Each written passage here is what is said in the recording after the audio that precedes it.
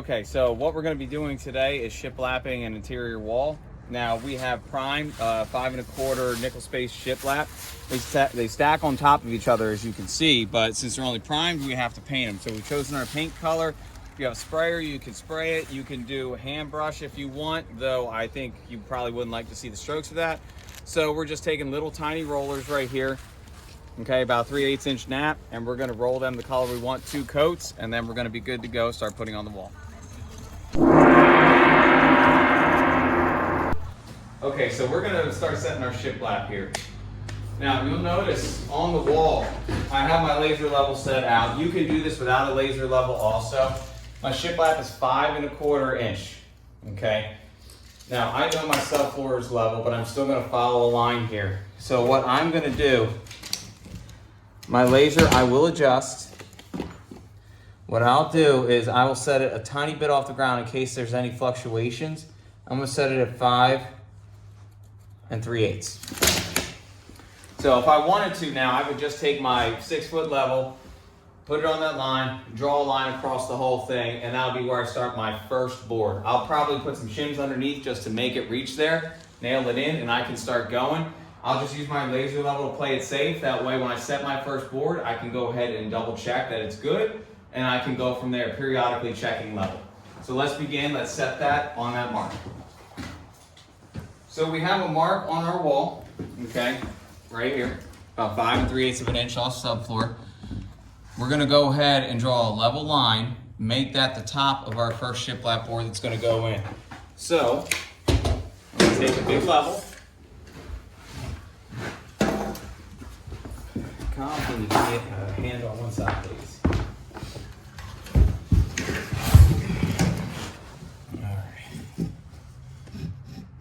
This level right there.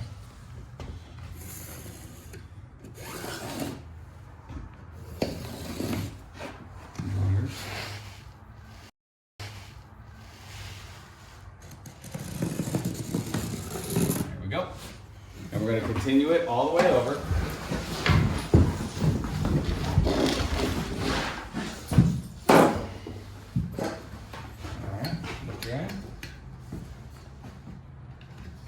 Come up.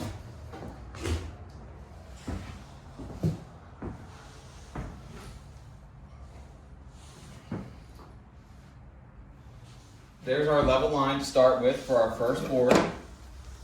Now, because there's a door in the way, what I'll end up doing is I can do one of 2 things. Now, if you're holding on the line there, best we can. Because I want these to meet up as I get above the doorway. What I can do is make sure it's level, right there. Okay, and this is where I can start the board on this side.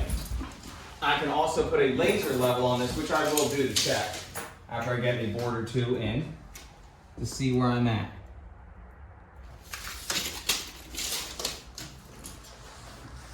About 5 1/4, and about 5 3/16, but that was because I wasn't up against the whole wall, so I'll end up adjusting that. And as I said, a laser level is a great tool to use to check to make sure where you're at. The first thing I'm going to do now is put my first board. Because I will be trimming this out along the outer wall, I will give myself some expansion joint, which means if I cut a tight cut, I'm at 10 feet and half an inch. But what I'll do, just to give myself some expansion on the other end, is I'll probably cut it about an 1/8 to 3/16 less. So I'll cut this, let's call it 10 3/8. All right, so what we're doing here, we have 5 1/4 inch nickel gap shiplap, so it's self-spacing. As you can see the ledge, it's primed pine, which means it is a wood product. And what we did today before going to cut and install it now is we put 2 coats of a paint color on it. It's white, but it's actually white shadow from Sherwin-Williams. So we have that all ready to go, and we rolled this on. We did not hand paint it, so we didn't have to see those brush strokes. And any kind of touch-ups, we'll use the roller again. However, we have what we need, so we're gonna start cutting these and start putting them on.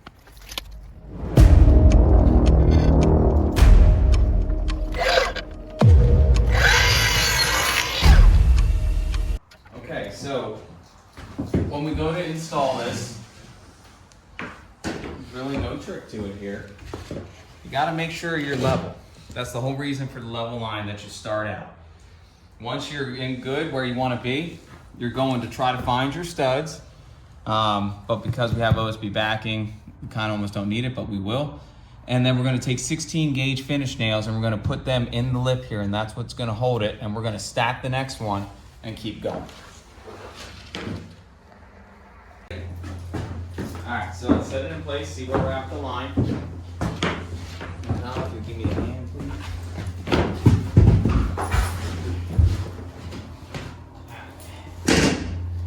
So, right on. Am I right on down there? Yeah, I mean, you can go down a little bit. Yeah? All right, so now, here's the deal. Take that level. Let's pop it on the ledge, or on the top actually, it'd be easier. And are we level? Yep.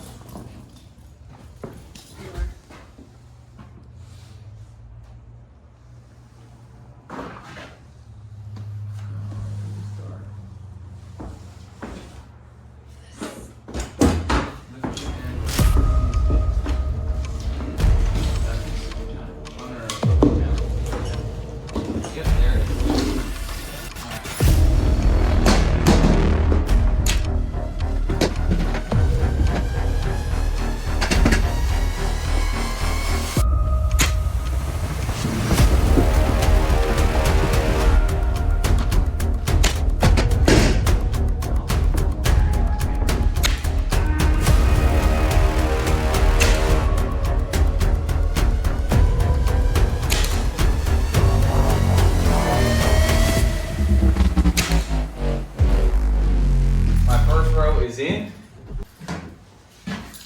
and level, which is exactly where I want it, which means now I can just start cutting and stacking and nailing in, and I will be checking level as I go just to make sure I'm not off. And if I'm off, I'll make my adjustment back to level. So it looks like beyond cutting around an outlet, switch box, a light, and some other fixtures, we have a lot of straight cuts because we ended up buying 16 footers for this, trying to avoid the seams. Though if you want to do seams, not an issue at all. Plenty of people love that look. This particular project, we're just avoiding that. So we're going to get to cutting and installing, and we'll show you the progress.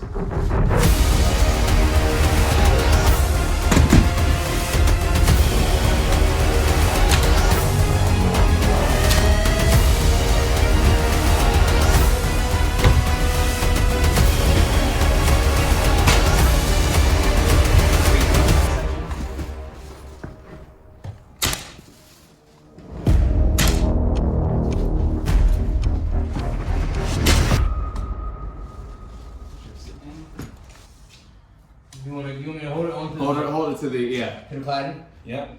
This one's about an 1/8 inch bigger. So this is going to be 10.5 light.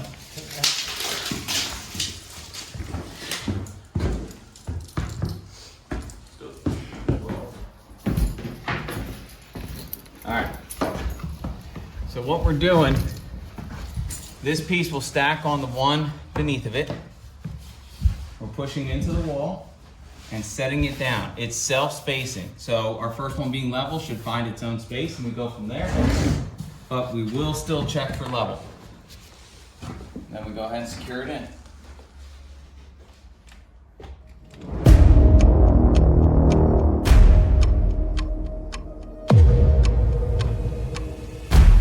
All right, so it's a method of just, I know where I'm gonna end.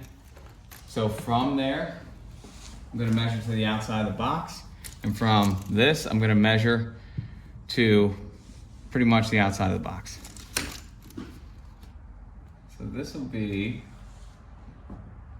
let's call it 5 7/8 to 8 1/8. Okay, so we'll go mark that real quick. 5 7. Wait, you can see there's about a 1/16 of an inch gap. So this is going to be about 2 inches to 5 7/8.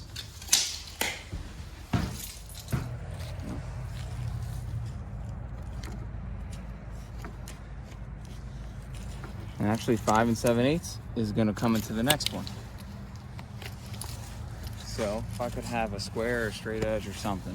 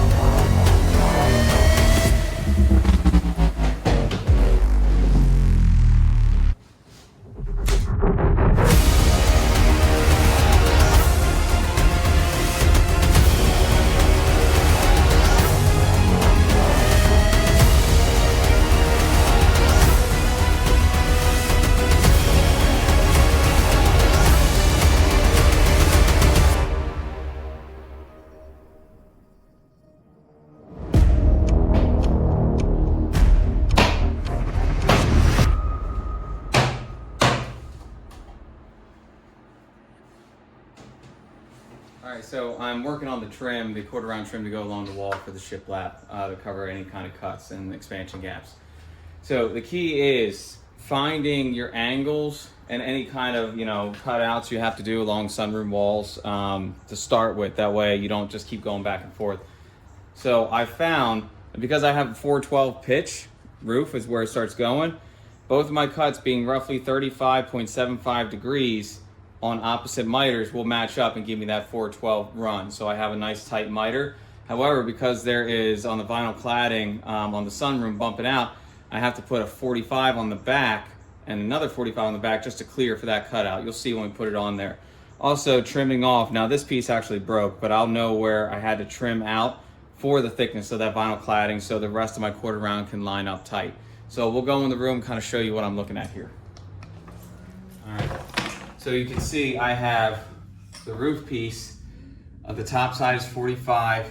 The angle cut connecting is 35.75. So as you can see, I'm cutting around my vinyl cladding. This piece just broke off. I did have it actually there. You can see that 45 degree when it matches up. It cuts out for this cladding, and this is my 35.75. Now the shiplap over here, because there are metal plates where this electrical is, it actually pushes the shiplap out a bit. So my cameraman just hold me in tight there. I'm gonna have to manipulate the quarter round when I go to nail it in. So I will push it in tight so you can see my miters, if you can see my miter. That's how tight it would be. That way I can make a good connection running across every bit of my trim and start going up my roof. So now that I have all my cuts, my angles, this just being my test piece, just grab some scrap and find it. Now I can go to my finished trim and actually cut it out the way I want.